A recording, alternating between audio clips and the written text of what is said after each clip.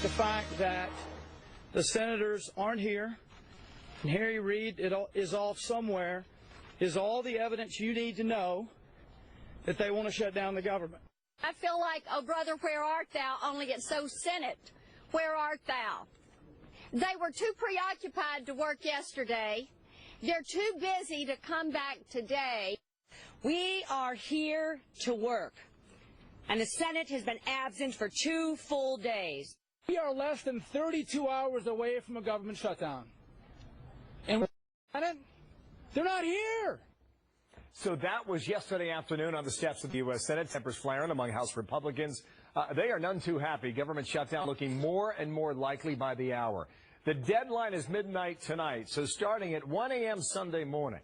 By the time the Senate even comes back for business this afternoon, 37 hours will have passed since the funding of the House bill. 37 hours since the Senate has even convened. Texas Congressman Louie Gohmert with me now. Sir, good morning to you. I know you're not happy about this. Where are we? Are we shutting down? Well, I think the problem goes back to January of 2011 when Democrats were whispering all over Capitol Hill. If we can get the Republicans to refuse to just totally capitulate, we can get a shutdown, they'll get blamed, and we'll get the majority back in the House.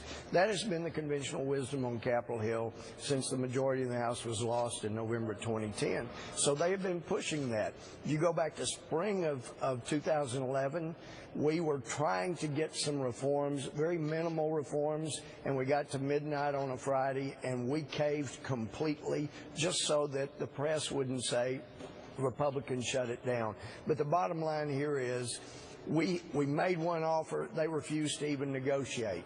We are bidding against ourselves. And look, at least, for heaven's sake, you've given big business a 1-year extension. Why not give individuals in America the same extension? Why are you so prejudiced for business and against the lower middle class, the working class? Why not help all Americans? And I think we saw the answer. They didn't want to be here this weekend because they want to push this to a shutdown, thinking they win politically. But okay, let me ask you a couple specific questions. You said last time you caved in, meaning Republicans. Does that suggest this time you are not caving in? You are not giving in, which means the government shuts down? Bill, we've heard from so many of our constituents across the country that have already lost insurance, had it go up more than they can afford, lost their doctors, all those broken promises. And then they see the president willing to negotiate with Russians, willing to negotiate with Iranians, but refusing to negotiate with other Americans. I hope that Americans are going to get the picture pretty clearly here. What is the strongest hand that you believe you hold now? When you stand up for truth and stand up for what's right and the individual American across the country, I think eventually, no matter how much the lamestream fights it, eventually the truth comes out, and that's what we're counting on. Well, you mentioned the delays. I know you're pushing for a delay for the individual mandate. You say, look at all the waivers and all the delays that have gone to businesses, subsidies for unions, subsidies for members of Congress and their staffs. And that you believe it's only right to delay all this law for an additional year. Can you win at this late point to do that? Well, I think we shouldn't get anything more than any American person has. In fact, we're the servants. We're not the masters. We're the servants. And that needs to be fixed with regard to the subsidy. But I think the best thing to do is put it on hold for a year. And let me also point out, you've heard me criticize our speaker plenty of times. 2.5 years ago, I began really pushing, if there's ever a shutdown, the military in harm's way should never have to worry about getting their check. And the Speaker finally let us bring a bill to the floor this time so that the military will get paid. I told him, I don't care whose name's on it, just bring the bill to the floor, and we got that done through the House. So I'm hoping the Senate will at least have a little sympathy for our military, even though they want to play political games.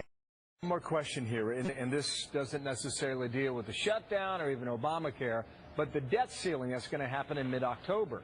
You were quoted as saying to Harry Reid, the debt ceiling is the law. Unless you want that shoved back in your face, then you need to be flexible and help the American people. What do you mean? Well, that's shove right, back because in your face. What is that? Well, that's because and I know I had a Huffington Post reporter say, what does that mean? And I know Huffington Post reporters have trouble understanding metaphors. But the fact is the President, Harry Reid, have talked about how Obamacare is the law. There's nothing to be done. It's the law. Get over it. It's the law. And so I'm going, well, okay, if you're saying Obamacare is the law, well, the debt ceiling is the law. You need to get over that, too. So we're going to bring that right back to them. I'm speaking metaphorically, shoving it right back in their face. Look, this is the law, too. The deficit ceiling is what it is. So unless you want that brought back in your face, then you need to be more flexible on Obamacare as well. Understood. Well, I have one more quick question for you, sir. What is your sense about how united Republicans are? Are there any breaks in the ranks here? Any cracks in that armor? Well, I think when you've seen on the floor the entire Republican Party vote together in the House, that's pretty encouraging. Well, there are always disagreements. There are disagreements in my family. When you love each other, you can have disagreements. If everybody agrees, then all but one's unnecessary. So I think that's a healthy thing, but we're united in trying to help Americans. Okay. All right. Well, Louie Gohmert, thank you for your time, sir. Going to be an interesting couple of hours here. Nice to talk to you.